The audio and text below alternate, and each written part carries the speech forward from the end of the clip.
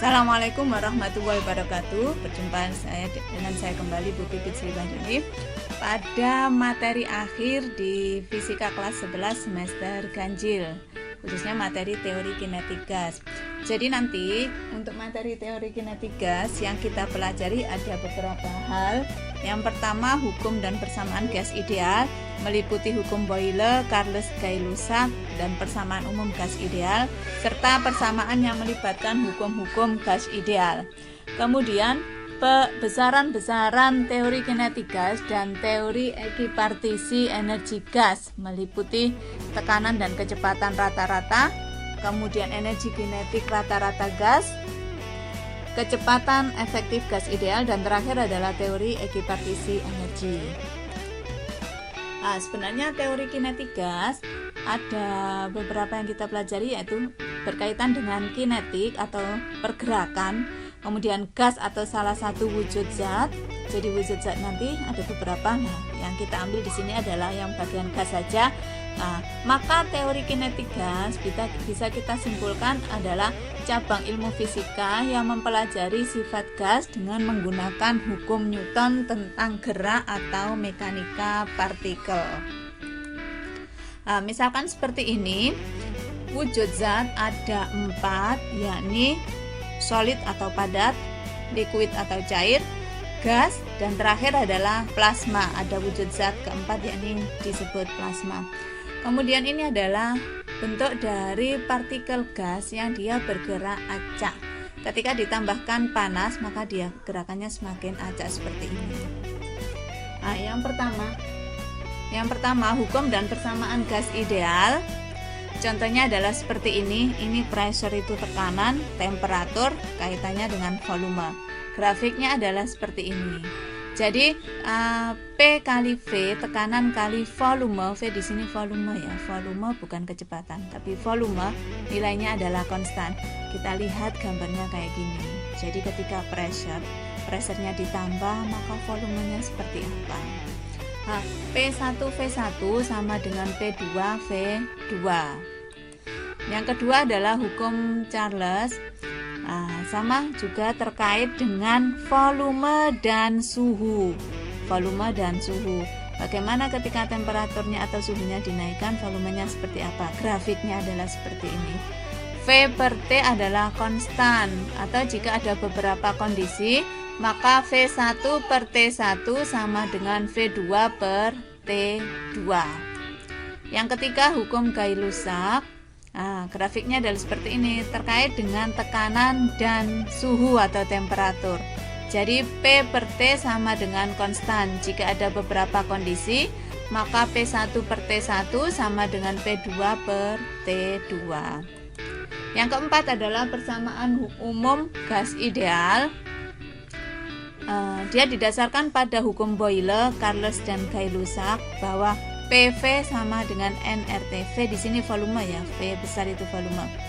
Ada beberapa persamaan, tapi yang sering kali kita gunakan itu adalah persamaan yang pertama dan persamaan yang terakhir.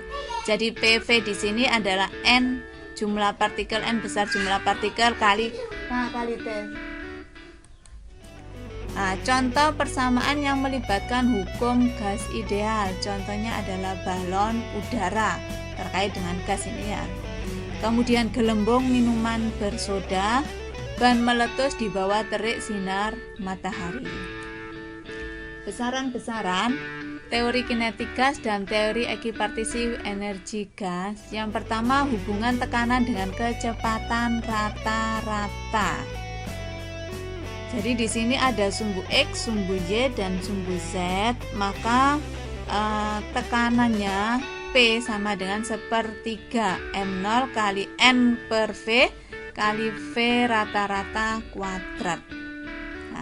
Di sini dibedakan V besar itu adalah volume, V kecil adalah V kecepatan rata-rata.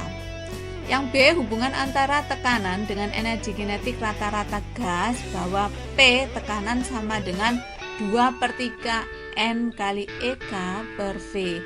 Jadi ini adalah partikel dari gas, gerakannya acak tadi ya. Berada dalam kontainer, maka P-nya seperti ini nilainya. Selanjutnya, hubungan antara suhu dengan energi kinetik gas.